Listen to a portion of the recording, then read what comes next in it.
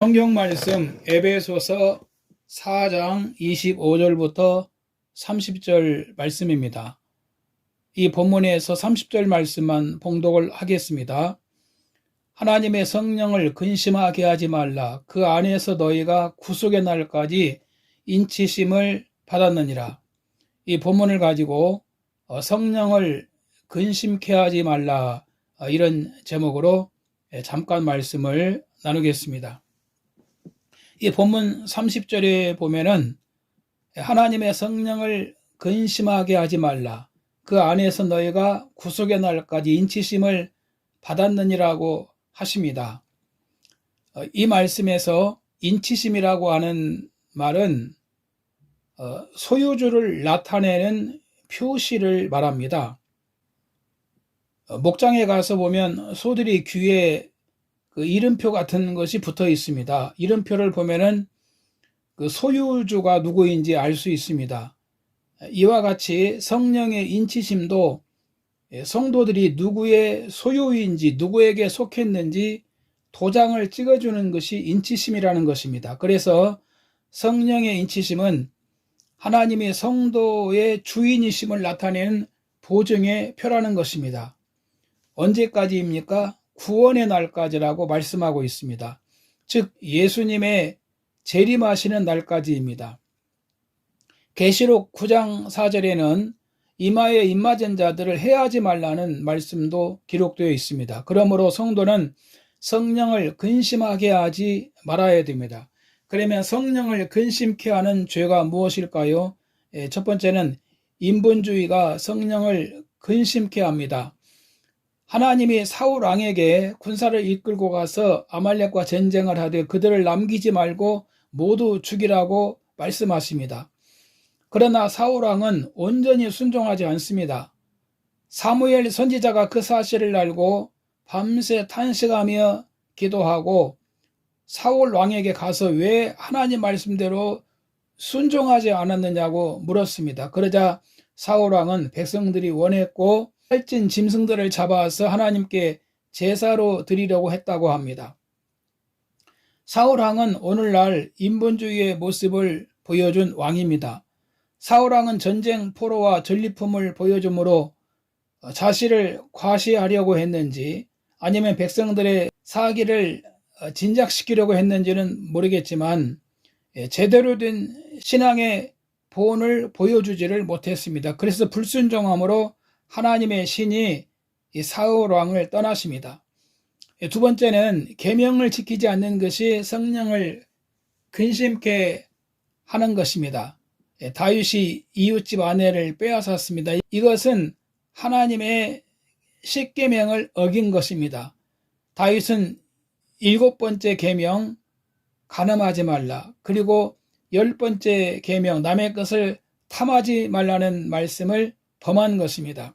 예수님은 계명을 완전하게 하시기 위해 오셨습니다. 마태복음 5장 17절에 보면 율법이나 선지자를 폐하러 온 줄로 생각지 말라. 폐하러 온 것이 아니요 완전케 하려 함이라. 진실로 진실로 너에게 이르노니 천지가 없어지기 전에는 율법의 1.1획도 없어지지 아니하고 다 이루리라고 말씀하십니다. 그래서 다윗이 죄를 회개합니다. 시편 51편 11절 이하에 보면은 나를 주 앞에서 쫓아내지 마시며 주의 성령을 내게서 거두지 마옵소서. 주의 구원의 즐거움을 내게 회복시켜 주시고 자원하는 심령을 주사 나를 붙드소서라고 그가 회개하면서 하나님의 은혜를 간구합니다.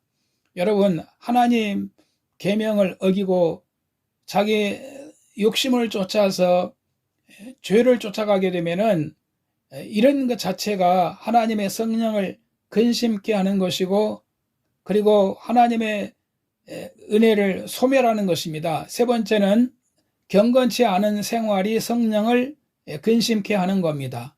사도행전 7장 51절에 보면 목이 곧고 마음과 귀에 할례를 받지 못한 사람들아 너희도 너희 조상과 같이 항상 성령을 거스르는도다라고 말씀하십니다. 사도행전 7장은 스데반 설교입니다. 스데반은 그들에게 목이 곧고라고 했습니다. 목이 곧다는 것은 교만한 것을 말하는 겁니다.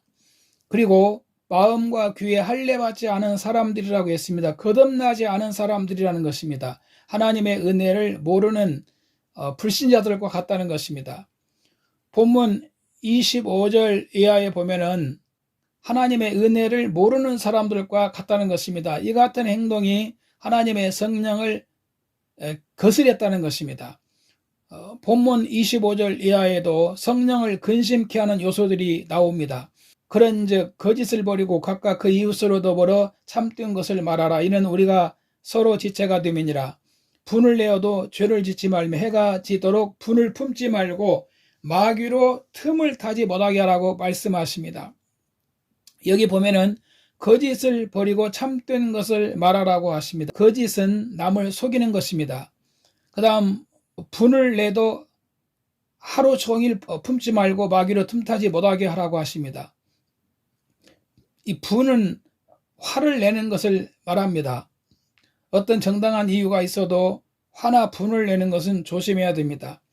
화가 나더라도 하루가 가기 전에 풀어야 한다는 것입니다. 왜냐하면 마귀가 틈을 탄다는 것입니다. 28절에 보면 도적질하는 자는 다시 도적질하지 말고 라고 말씀합니다.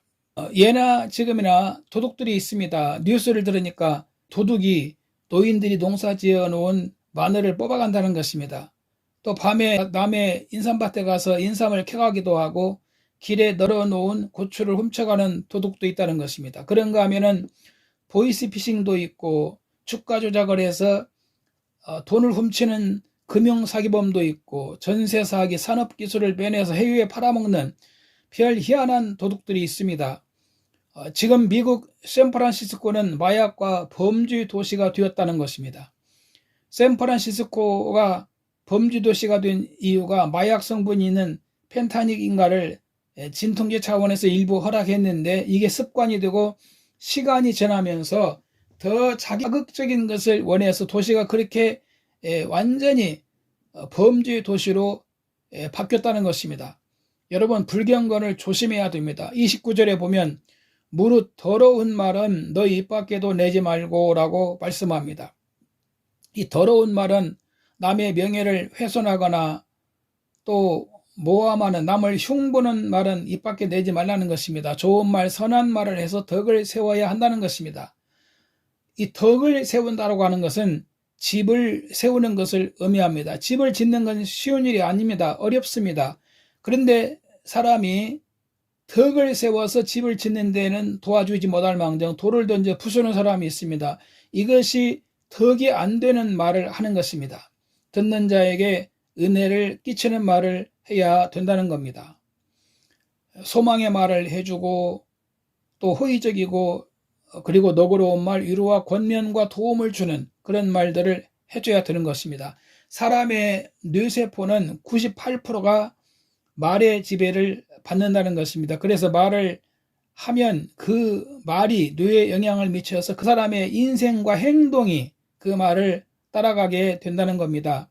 정말 좋은 말, 은혜스러운 말, 또 덕이 있는 말, 믿음의 말, 소망의 말을 우리가 신앙의 말을 해야 된다는 것입니다. 결론입니다.